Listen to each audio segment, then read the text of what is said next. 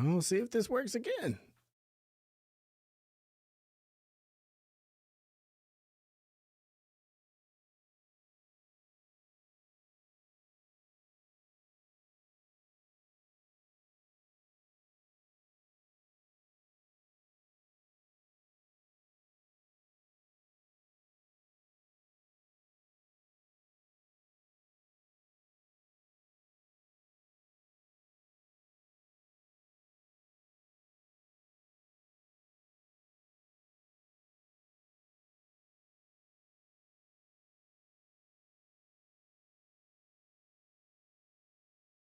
All right.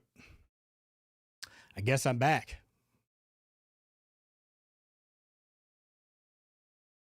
Weird. Microphone just went out.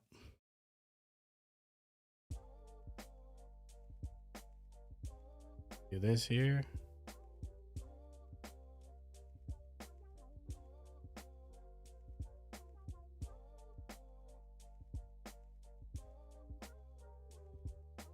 All right. Man, that was weird. Microphone just like cut out. Peace, peace. Thanks for hanging in there, man. We was doing so good. We were nerding out. You know what I mean? We were nerding out. Yeah, yeah. I had to fix it. So the thing is with my Mac, it's an M2 Ultra, which it can handle it. It's that this thing is so security intensive. Anything you do, you have to allow these permissions, and then once you do something new, you have to restart every time, and it sucks. Like, you do it once, it's fine, but anytime you introduce a new element of some sort on these new Macs and the new OS, it's like, oh, security. Do you want to have this? Okay, if you want to have this, then you got to restart. That kind of gets on my nerves. I'm not gonna lie, man. When I was rocking a PC, it wasn't that. It wasn't that. PC had its drawbacks for sure. It had its own drawbacks, but whatever. Yeah, man. Hey, I forgot who did the super chat last time, but I'm grateful. Thank you. Let me see here. Let me see here.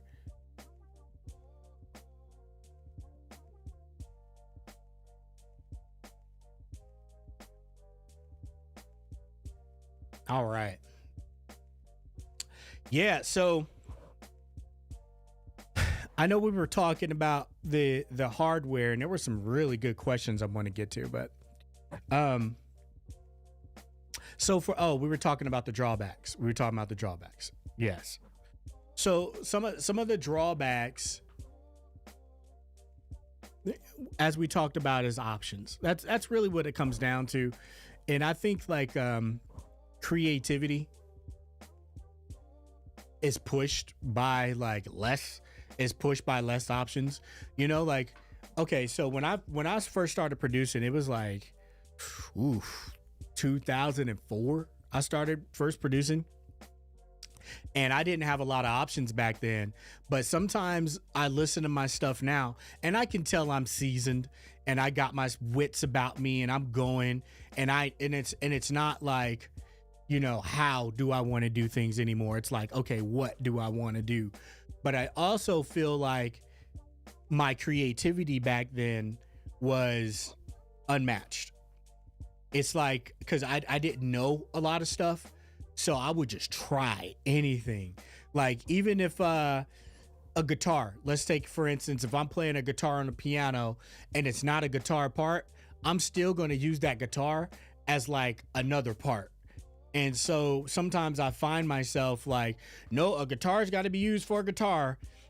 And I've gotten out of that, but there was one point in there, especially when I started like learning music theory, to where it was just like, I'm gonna do this because it's that, or I'm gonna do this because it's that way, and you got to get yourself out of that. You know what I mean? I don't know if you guys do anything like that, but for me, that was the case, and I could tell that in some of my production. Like, it was not moving. It was like uninspiring, and I felt like I was just like trying to do things like to fit in almost, right? Like I felt like everybody was making trap. So I had to become a trap producer and do all a bunch of trap stuff when that was not my strong point. But then that's what got me into like, well, let me use hi-hat loops or let me use an 808 loop. And it was so uninspiring because to me, it took the fun out of music, right? It just took the fun out of music. So when you get back to what you're used to and you shoot past your limits, but you stay with what you do, I feel like that's when music becomes fun again. I really do. You know? Are you guys like are you strictly engineers or are you producers as well? I know Masada, I know you're a producer. I know you're a producer for sure. But Vinyl Sweets, are you a producer as well?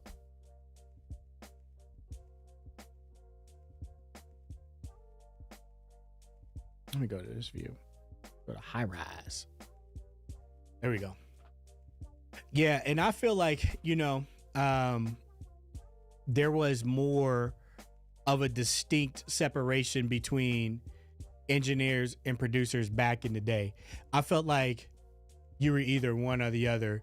I feel like nowadays you got to be both. You got to be both. Yeah, exactly. Composer, producer. Do you also like you heavy engineer as well?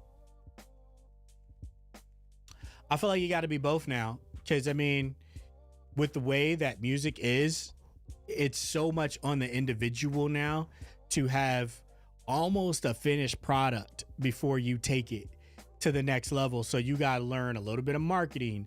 You got to learn a little bit of branding. You got to learn a little bit of production. Well, depending on what you want, but you got to learn some production. You got to learn some engineering. And, there's a lot of techniques. I made a video. Yep, you are. Okay, cool, man. Yeah. And I mean, I feel like that's a lot of us. I made a video on my channel talking about Jello Ball and are we mixing the feeling out of music? Are we mixing the vibe out of music? Because compared to when I first started mixing and seeing the top dogs do it then, and then seeing the mixing and engineering now and all of the techniques and all of the setups, I feel like sometimes you can add too much of that stuff and just mix it right out of the music. I think a few things. I'm always in the hunt for who I am day by day. I'm always learning and always searching. That's a great point. That is a great point. Oh, dude, have you ever done a beat at one point in time in the past and that you will probably not be on that vibe for a while and you go back and listen to it and you're like, dang, that I was on a vibe then. And so I've learned to, when I'm on those vibes or I'm in that vein, I try to make as much music as I can during the way that I feel in that moment, because sometimes you go back to it and you're like, I've grown as a person. I've had different experiences as a person now. I probably won't be back there for a while, if ever. So I try to take advantage of that moment. Great point. I use my PCs to do hardware duties using VSTs, host software, FX processors, and sound modules. I make my NPCs do hardware DAW work, right? And I mean, dude, especially with the new NPCs, let's call it spade a spade. It's a DAW. I mean, am I wrong? I could be wrong, but I think it's a DAW. I think the new NPCs and the way that they're streamlined and the way that they're set up, they are DAWs, because they give you more options. Like I had an NPC 2500 for almost 10 years. I had it, the 2500, and that, you talk about NPC that had a sound, but some of the stuff, like the time stretch and stuff on there, sucked. So you had to work around it. And then there was this system called the JJOS. I think it was like the JJOS bridge or JJOS operating system. And you put that on there and it gave you a little bit more options, gave you a little bit more things to do. But man, yeah, NPCs, the new NPCs are definitely DAWs. And my RME is a tape recorder. can have their own input to USB drive. This made everything fun as well. Very creative uses for me. What do you mean by that? You say your RME is a tape recorder. You can record their own input and outputs to a USB. So what do you mean by that? Like if you have a USB right into the RME, and let's just say you're in standalone, it will record onto that USB as if it was a hard drive. Is that what you're saying? Because the Lynx has that, but it's an SD card. It's not a USB. It's not a USB. Dang, that's dope. That's dope. Man, stream was going so well, and then it was just like, sit down. You know, it happened when I plugged this phone up. And I probably should have had the phone plugged up before I started to stream. That's probably the only thing that, you know, held that up. I thought it was the microphone at first, and I was like, we have bigger issues if it's the microphone. But it wasn't the microphone. It was just OBS being buggy with Apple's permissions. Kind of sucks, man. You know, they can record their own inputs and outputs to separate WAV files. Wow. That's cool. See, dude, oh, you're gonna make me kind of like look at an RME, man. I just know they're dope. I just know they're dope. And you hear it from bigger name producers and engineers as well. You know, I know Decap. Decap is huge. Decap is huge on RME. He's a big fan. It's called Direct. Thank you for sharing that. I'm gonna look that up. I'm gonna look that up today. Like I said, I'm happy with the Lynx. I have no problem with it at all. But you know, the RME, I feel like creativity wise, it can do almost anything that you're looking to do. You know what I mean? Like the RME, to me, that they are that software. You know, I might not in focus. Hold on.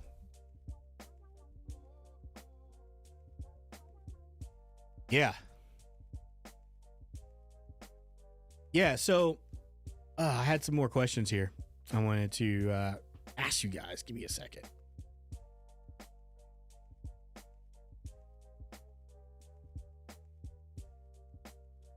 So this is what I wanted to hit on as well. Are most of you guys full-time musicians and engineers? Like, are you guys like running your own studios and everything?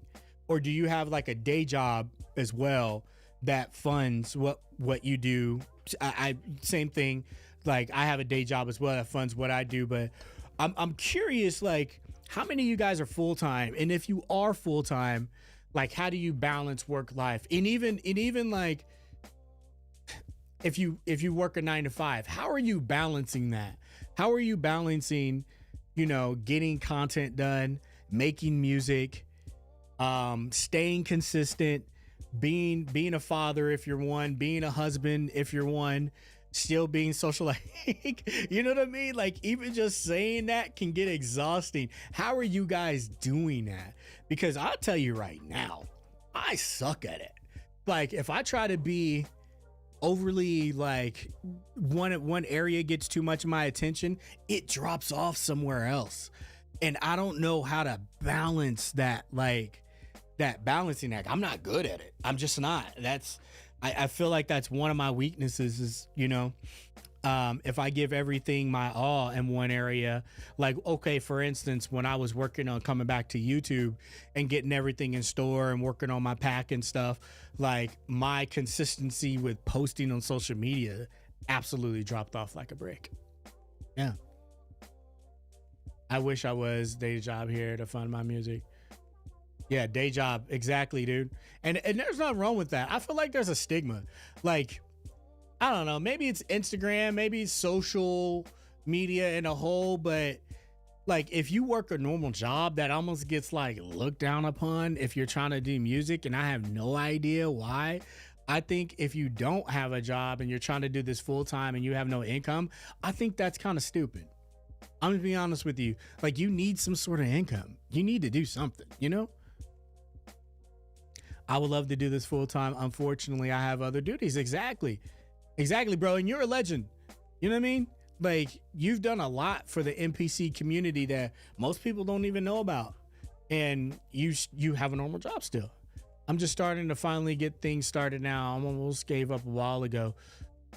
You don't have to answer this, but why? Like, why? I'm curious about that. Because there's been times to where I'm like, man, I need to post more. Like, have you guys ever been like playing a video game or watching a movie and you low key feel guilty because you feel like you feel like you should be creating in your studio that you paid a bunch of money for, making videos for content, cameras you spent a bunch of money on, like, you know what I mean? Wow. I feel guilty sometimes, and I love video games. Don't even get me started on like the best video game soundtrack of all time. Ah, man, I'll tell you, it's Persona 5. Yeah, I could see that. Discouraging. Yeah, I have that guilt. Cool. I mean, not cool, but I'm glad to know that it's not only me. That's so selfish. But I'm glad to see that it's not only me, man, that has that guilt. Because, like, I love playing 2K. I love playing college football, but sometimes I can't enjoy it fully because in the back of my mind, I'm like, dude, you got to get going. You got to go in there and create. Your time is limited on this earth, blah, blah, blah. And I start to feel guilty a little bit, and I can't really enjoy it. So sometimes I have to like lock that off, get away from it, But I will tell you, I don't know if you guys have ever heard of Persona 5. Ever heard. That, to me, in my opinion, is absolutely the best video game soundtrack ever created. Tecmo Super Bowl. Yo, you bringing back memories, man. Bo Jackson was a monster. Oh, man. Yeah, if you guys get a chance, check out the Persona 5 soundtrack. The OST is so good. They use live instrumentation, and it's mixed so well. I think that's maybe it. Maybe that's my thing. It's mixed so well, and the vocalists, oh my God, you can tell that they were using a Telefunken. And I did some research on that. You can tell they did that, and it's just so good, so good. I find I have to force myself to be productive, like literally force myself. I think we all do, right? We're human. Like, let's face it. If we're not making a ton of money off this stuff, we're probably not consistent as we want to be. Like, if you're a huge YouTuber, or you got your own company and your own plugin and all that stuff, you got a staff under you, yeah, you're probably, this is going to be your job, so you're going to be more consistent. But if you're kind of like myself, kind of getting started on YouTube, I've been at this for a while, but I haven't been consistent. I'll be the first to admit that. But I'm trying to turn over a new leaf this year and interact with you guys more often, because one thing that I've noticed, especially in my Discord, if you're not in the Discord, make sure you click the description box, join the Discord, click that like button again, because I talk to people in the Discord, man, and you guys are really, really smart. You know what I mean? Like, I just have to tell y'all that. I'm sure we all know, not that I thought we were all dumb or anything, but sometimes I'll be talking to you guys in Discord, and you'll give me an idea or say something when it comes to mixing, especially if I'm like hit a roadblock and I'm like, yo, I'm running into this. And it's like, you guys have the experience as well, and you've probably ran into it. And I love that type of community sense and just giving great ideas. So that's one thing that I've noticed with like just interacting with you guys, which is why I want to do this live, get your take on certain things. Staying around productive people, man. Oh, working out. You know what, dude? I got to get on that train. Like, I got to get on that workout train. I know that you probably feel great. Well, there was one point I was working out pretty good. And honestly, I felt like my creative ideas were better as well. Like, they were clear. You know what I mean? I feel like they were just super clear at that point. I'm glad you decided to hang out with other people more. I think that's a good idea, man. You're dope. Thanks, man. I appreciate that. You have to say that, but trying to flatter me, man. No, but I appreciate that, man. You guys are, you know, Masada. We go back and forth, man. You're I already give you your flowers. You know, some of the beats you just casually throw out there, I'm like, man, what was that? That's an animal. Yeah, absolutely he is, man. That's what I'm talking about. Final, he's killing the game, man. I learned a lot from him. Like even with the promotion of my drum kit, he taught me. He was like, "Yo, you need to do this. You need to do that." Why? Because he has experience and he makes some great kits. So you know, I feel like you know when people proceed you in certain areas, it's your duty to listen because I think you're just a complete dumbass if you don't. You know what I mean? Yeah. But back to this hardware discussion. So I got many pieces here, you know. So starting from the top, we got the API, the Select Series, the T25 compressor. It's a fat tube compressor. It's fantastic. Then we also have the API 3122V. I'm a fan of that for preamp, but I don't like that preamp for vocals. I like it better for like instruments. And I also like it when I just run things from my DAW through it. Like if I'm working on Serum or something and I want to warm up Serum and give it a little bit more body, I do that as well. And then the Manly stuff, weird thing about me, dude, is I try to take care of the tubes. So with the Manly New Mew, I try not to use that as much as possible, but I find myself using it so much because the tubes in it add this weight. It just adds this weight, especially to your mids. So if you're running like a 2-track through it, it adds this weight that's undeniable. You know, it's really, really undeniable. And so if you're fortunate enough to have hardware, you already know what I'm talking about. You don't want to ever get rid of it. But if you don't have hardware, don't think you're lacking anything, you know, because your creativity is really what drives your music in the first place. Like you look at Jason Joshua, yes, he's in the box, even with his instruments, and he still finds ways to add depth and weight to his drums. You know, I mean, he's got the plugins to do it, but that NLS channel, it adds weight. And I've tried it and it really works. Don't get mad at me. I wish we could see the gear when you name it. I know, man. Look, that's what I was gonna do. I was gonna hook up the iPhone to do it, but it froze the stream. I'm not gonna plug up that phone. Man, maybe next time. I'll give it a test run because I actually did give it a test run prior to this, but streaming is just different. It's just different. Yeah, man. So that's what's up. Appreciate y'all. Yeah, so I just wanted to get on here really quick, man. I thank everyone that came out, you know what I'm saying, supported me, supported the stream. You guys are dope. There is a studio tour on the channel. Oh yes, there is a studio tour on the channel. Just like steroids can't truly give what genetics. Ooh, Asian plugins can't give you physically tubes. Dude, okay, so let me ask you this, Vinyl. Let me ask you this. And you could be like, if someone asked me if they need hardware, I'm going to say yes. And you do need it for a couple of reasons. Are you of that mind as well?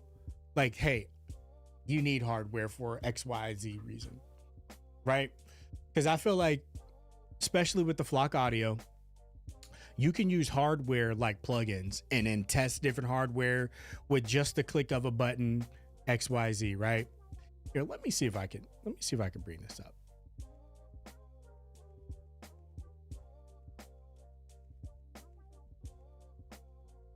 Let me see if I can bring this up.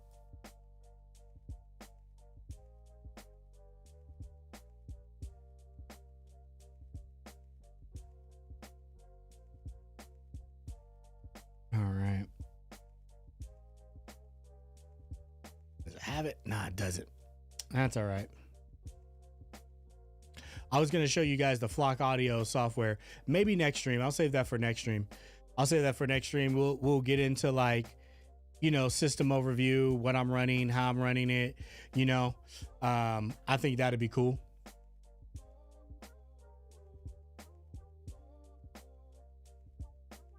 Yes, I had to get hardware to keep my stuff from sounding. Dude, that's the whole reason, right? Like, all right, let's face it. Sometimes when you're on the radio here, or when you hear things, you can hear like, you can hear when people are using certain things. You can just hear it. Like, remember when Nexus was big and you can tell if someone was using Nexus? You can tell that totally. So hardware to me differentiates and helps you stand out. And now this is what I struggle with. Will most people even notice? Like the average user or the average fan, are they going to notice like, oh, that's a 1073, or, oh man, he had to use tubes on that to get that sound? That's where I run into justification of hardware. So when people ask me that, I'm like, you can get hardware for you and for your workflow, because I can tell you, like, if you learn how to work plugins to the fullest and you go to hardware, you're going to learn how to work hardware even better, because you're going to learn what gain staging is. And I see a lot of people mix up gain staging with volume all the time. Like, and I'm not going to call anyone out or whatever, but I see it. Like, have you guys ever been watching a plugin review to where someone is like almost at zero and they throw the plugin on and say, yeah, that's a big difference? That's a horrible representation. You should gain stage that anywhere from -20 to maybe max -10, -12, then throw it on. So then when you, because it's probably going to add amplitude. So then you gain stage with the output to get it back to auto gain, or get it back to where it was so you can actually hear it. So when you throw on that next plugin, you're not killing it. And I see that so much. And now people don't understand the gain staging part of it versus the volume part of it. My opinion. I'm the same. I have a Tone vintage hardware, so I'm always going to get that hardware. LOS. Don't ask me if you should get it. Right. I'm telling you, because once you get it, dude, you're going to scream to the heavens like, yo, get hardware. Get hardware for sure. I made my first beat in 1998. Golden years. Let's go. Golden years for sure. Hardware disadvantage is the time it takes to render. Yes. Sometimes I don't have the time. If plugins give similar results, why not? I could see that. I could see that. So when you say render, are you just talking about like your session? Because I mean, if your session is 5 minutes, it's going to render in 5 minutes. And I mean, to me personally, that's like, I could deal with that. I can deal with that to get the sound that I want. You know, now if it was like extra steps, XYZ, yada, yada, then I could see that. Yeah. I don't think most will notice, but they will notice. Yes.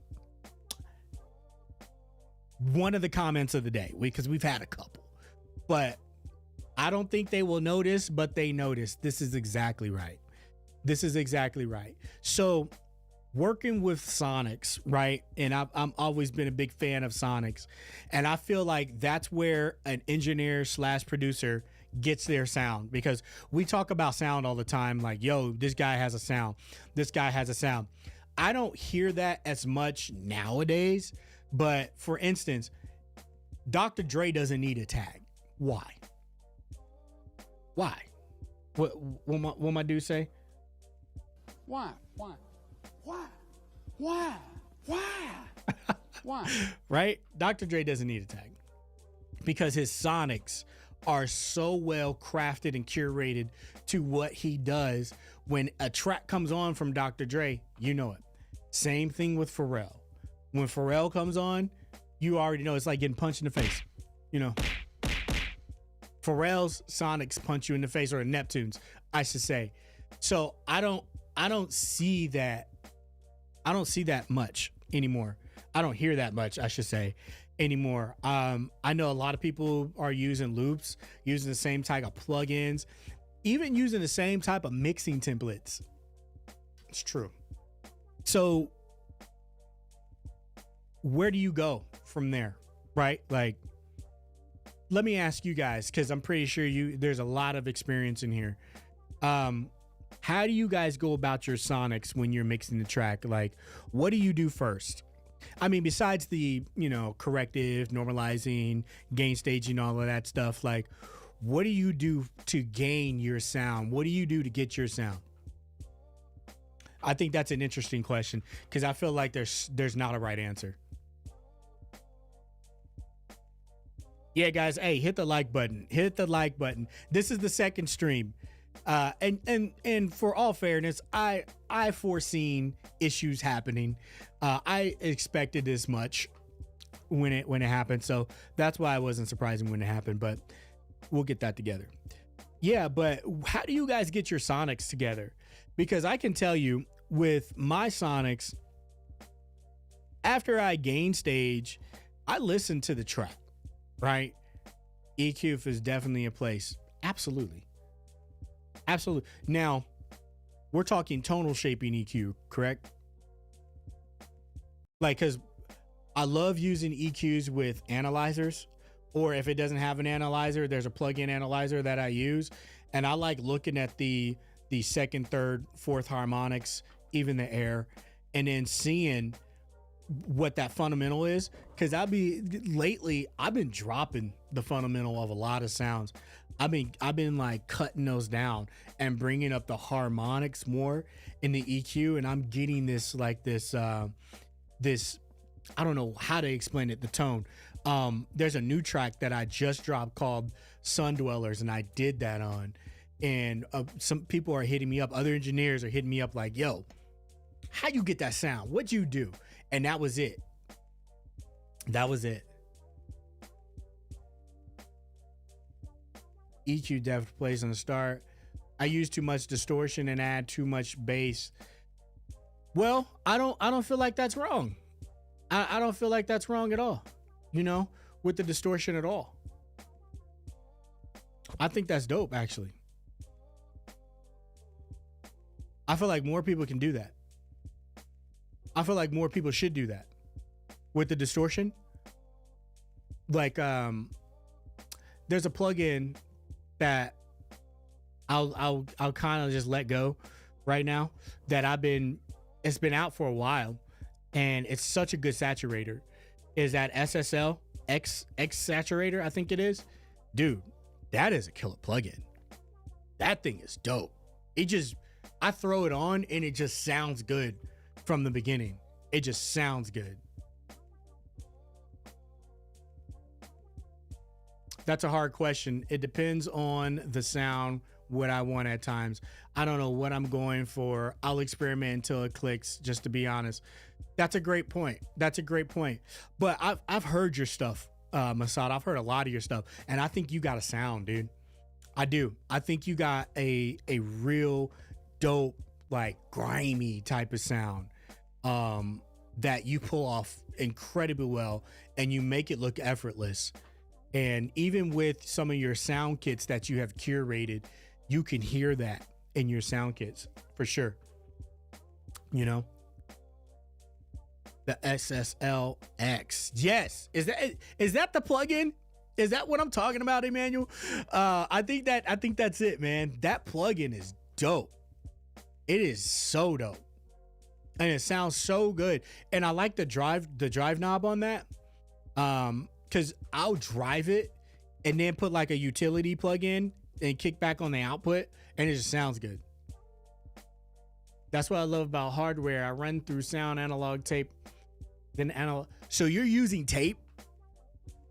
Oh, that's nice. Man, I was looking at a tape machine. There's so many out there. I don't know which one to get. And then I was like, well, how much am I going to use it?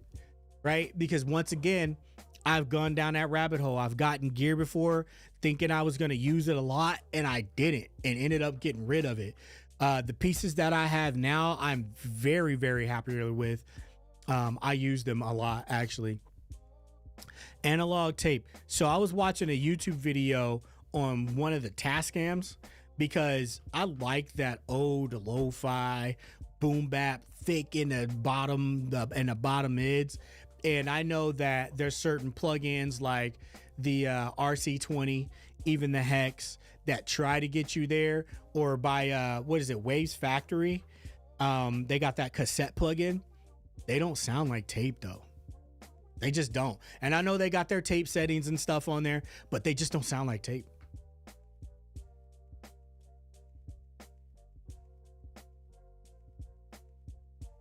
You don't have to use it a lot. Yeah, man. See, that's my whole thing, because so the folks in here, I'm working on an album right now. It's an instrumental album. It's called Beats for MF Doom. Rest in peace. He's my favorite rap artist of all time, MF Doom. And so I've gotten the beats, and now I'm going through the kind of the mixing stage, because if you listen to a lot of Doom beats, he wasn't overly mixed. He wasn't overly produced. Madlib is not that type. Doom is not that type. So I wanted to try to have my beats match that sound. And the sound that I want to add to it is like a tape sound. And I've tried with the plugins, they just don't get me there. They can get me like 60% of the way there, but it's not 100. It's not even 90. Manual, I record VCR tape and then come back in. What? How in the heck do you do that? I record on a VCR tape. Let me make sure I'm reading this right, and then come back into my DAW. So are you coming out with the RCA plugins? You're coming out with the RC plugins or whatever they call it, the left right, and you're going into like a mixer? I would almost imagine you would have to be going into like a mixer, and then the mixer into your interface into your DAW, unless you're doing it all in standalone. That's pretty neat. Very tape is great. He's right. Interesting. I got an old VCR out in the garage right now too. I'm not even joking, dude. I will go use that VCR, because I don't think it really matters, the VCR you do, but dang, VCR tape? That's a first. I've never heard of that. That is pretty cool. That's a gem. If I ever seen one, that's a gem. VCR tape. Interesting. Yeah. So yeah, man, next stream, what I'm going to do is I'm going to give you guys an overview of the hardware here, because what I do is, like, do you guys run like your keyboards and your synthesizers? Do you run those through DI boxes? Because that's what I do. I take my keyboards here and I run them into my DI box. And then my DI box, I hit that saturation into the interface. And it really thickens up my synthesizer sound. And I'm using the DI box, the 8-channel, then N8 by Phoenix Audio. And their transformers are great. Yeah, mixer to mixer, then DAW. Interesting, dude. I'm going to look into that. That's cool. So what would you compare that sound to, if you could? Like, what would you compare that sound to? Because, like, I'm looking for a specific sound. Like, have you guys ever been on Spotify or whatever and heard like the lo-fi channels? And I'm not sure if that's the SP 404 or if that's tape, right? And it's got a lot of people on there have that sound, so I'm taking it everyone probably doesn't have tape. It's probably the SP 404. Think about picking one of those up. Secondly, that lo-fi sound, like Indicable Planets, 93 till. That's what I'm looking for. Very warm. Yeah, that stuff. And I can get, okay, so the Fatso, they call it like the tape head. And then the UBK, they call it tape. And I have both here. I have the UBK Fatso and I have the Fatso ELX7X. They don't sound like tape though. I know that's what the manufacturer claims. I know that's what they intended for this to be, but it doesn't sound like tape. It sounds different. It gives you warmness, but it doesn't sound like tape. And their compression on the Fatso, both of them, they're very, very aggressive. So you got to be very, very careful with how you use these. Especially like in a splat function. I would think you would use that in parallel. That's what I do anyways. But they don't sound like tape. And I'm like, do you guys know of a piece of hardware that sounds like tape? Like besides tape? You know what I mean? That's what I'm in a hunt for. I feel like that's the last piece that's gonna complement everything I do. Everything I do. Let me see here. I had another question. One more.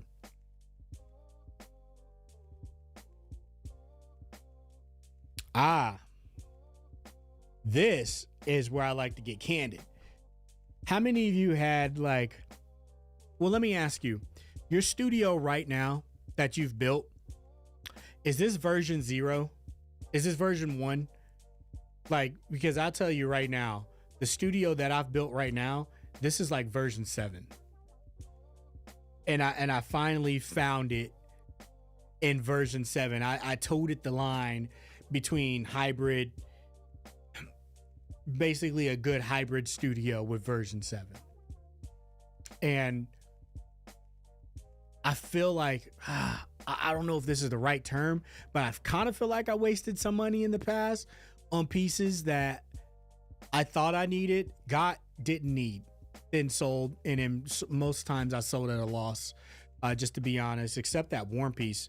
When I had that warm WA73, the dual channel, I sold that for a profit because I got it when it first came out and then it went up in price. So yeah, my studio's version 6, version 3. Right. See, and that's what I'm talking about.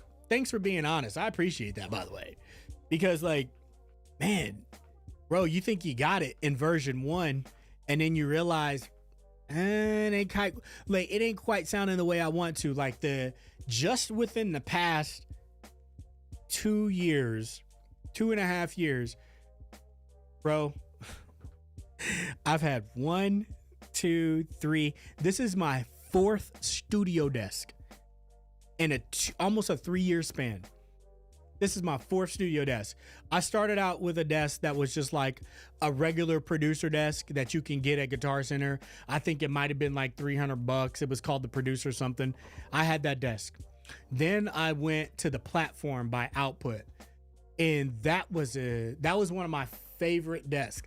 The thing is that I outgrew the desk in the sidecar within a year span. I outgrew it, and I knew I had to get a desk that had more space for the Big 6 and also more rack room. So that's when I went to the Buso Audio, and I went to the studio, the Buso Studio Classic, I think it was. And I outgrew that. And I even have the sidecar to go with that. And then the last desk, which is what I'm on right now, which I'm very happy with, is the Buso Audio Producer, the Producer Classic. I think this is the Producer Classic. And it's got all of the rack space that I want. It's got all of the elbow space to put all the stuff on here that I want. Actually, that's not correct, because I had the UF8, I had the UC1, and I had the UF1, and they're all gone. And it's not because they were horrible. It's just because of real estate. And the things that I have now, real estate wise, add to my sound. So they don't take away from the sound, and they're just not a glorified controller. So that's the reason I parted with them. I was like, you know what? they take up too much room and they really don't add to the sound. They gotta go. So I got rid of them. But this is the last iteration that I'm, as far as desk. And then as far as studio monitors as well. Oh man, studio monitors. I had the Yamaha HS8s. Then I had the Barefoots by Output. Had the Barefoots. And then I'm here with the Ex Machinas and the Cali Audios L8s or whatever they are. And then the Avantones. And I'm good. I'm good with this. I'm on version 3. Issues. My mind changes, so my creativity changes. Expand on that. What do you mean by that, Masada? I think version 5 was the best. Version 1 for me was a Dell computer. Oh my God, me too. I had a Dell computer, dude. Yeah. So there will be a version 7. It will recover aspects of version 5. Interesting. So what was in version 5 that you feel like maybe that you're not getting in version 6 right now? You know, like, because I've done that. Okay. Some of the pieces that I've gotten rid of, there's really only one that I kind of miss. That I kind of miss for functionality. And believe it or not, it's the SSL Big 6. Shocker. I love my links, but knowing what I know now, I would have paired it with my links and used the SSL Big 6 as like a dope mixer. That would have been cool.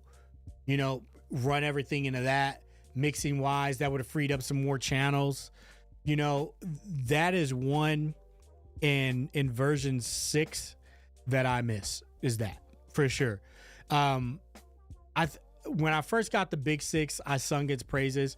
Then I quickly realized it had some limitations, which, you know, they were my preferences, which my limitations are not other people's limitations, first of all.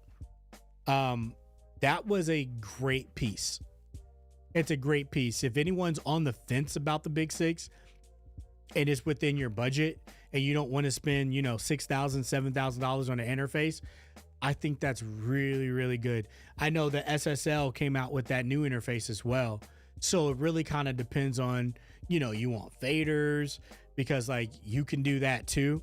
You can get the SSL Big 6, have faders, have summing, have all of that, routing, or you can go with their new stuff and then get like a UF8. So you can have faders with that as well. You know what I mean? What I mean about my mind changes is that I can walk into a space, no longer be inspired. You know, man, I feel you on that. Do you know that I sacrificed in this current room? I was going to put more treatment up, but me putting more treatment up would make me take some of the stuff that I'm into, take it down more. And I didn't want to do that. I totally feel you. So what I did is I have the Sennheiser headphones for referencing because I've been using those forever, but I also learned my room. That's a big thing no one talks about, is knowing your room. You know what I mean? There's treatment up on here. I got the Prime Acoustics and stuff, and it does very well, but you can go way further. And where I'm at right now, it does the job. I mix in here and get clients in here and they love the sound. But the biggest thing is like, I know my room. So my bass is very pronounced in this room. So I know when it's at a certain level in the mix to turn it down even more, even though you think it sounds good. No, that's your room fooling you. Turn it down more and then go to the car mix. You're like, and I had to do that. I've actually lost out on mixes because I didn't do it because it was too bass heavy. You know what I mean? I have a Cranbourne Audio 500. Ooh, nice. Connected to my MPCs as an audio interface. Love it to death. That's high end, dude. Yeah, that's nice, man. That's real nice. How's that conversion? You know what I mean? And that's that's that chassis, correct? The 500 chassis, the Cranbourne.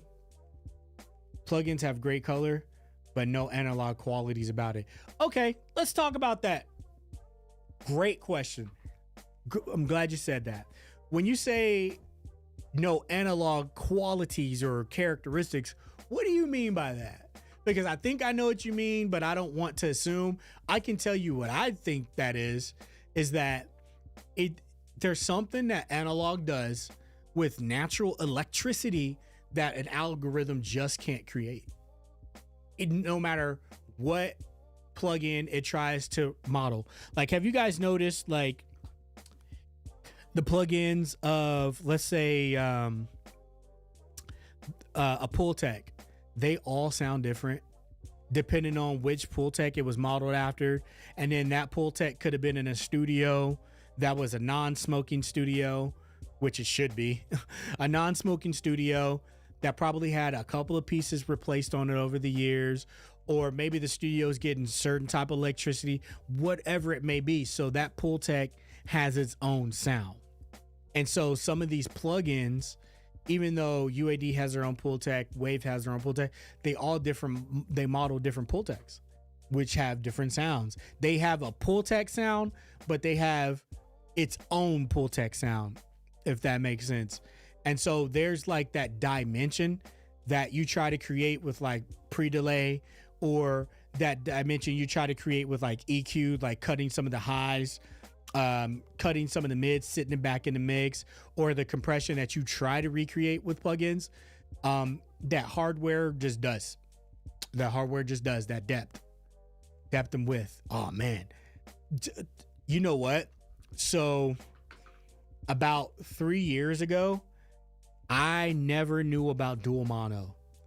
I was using my stereo compressors on the bus.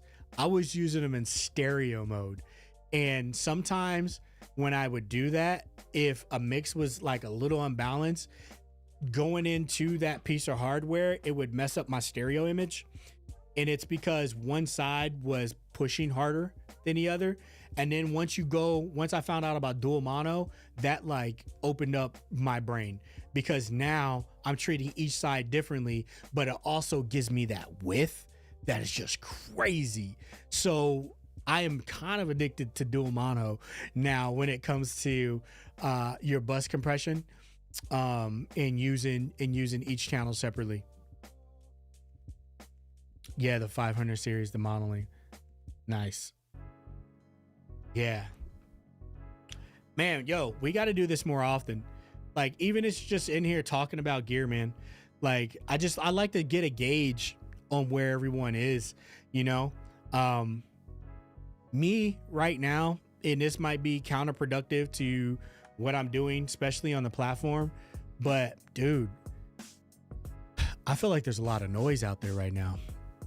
There's a lot, you know, every day, you know, I go on YouTube, I'm being recommended something different from a different channel, and they're saying something completely different from what the other person has said, or what I know to be true already. And it's a lot out there right now. I don't know if that's, you know, a bad thing. I feel like, you know, if you got a voice, you got experience, you want to tell people, and it's your channel, you know, but it's a lot of noise to get through sometimes to just get a simple answer. It's a lot to get through, and trying to keep up with the YouTube game, purchase every new plugin that comes out, do a video on it, keep it moving, that can get exhausting. So, you know, I don't. I don't, you know, the content on this channel is going to change a little bit. I'll still show the hardware side of things, the hybrid side of things, but there's so much more to me as a person, as a creator, just like it is with you, you know. Like, I would like to do a video on top 5 soundtracks for video games of all time. Yeah, let's debate that. You know, I can tell you already, Final Fantasy VII is up there. There might be a little bit of nostalgia, maybe, but I feel like that's undeniable. And Zelda Ocarina of Time, come on. You know, quantum physics is what? Yes, quantum physics is what analog does. How do you guys do that thing to where you click like oh man, never mind. You know what I mean? Like, you click one of these comments and it comes up on the screen, I'll figure it out. Because that's great. That's a great message. Quantum physics.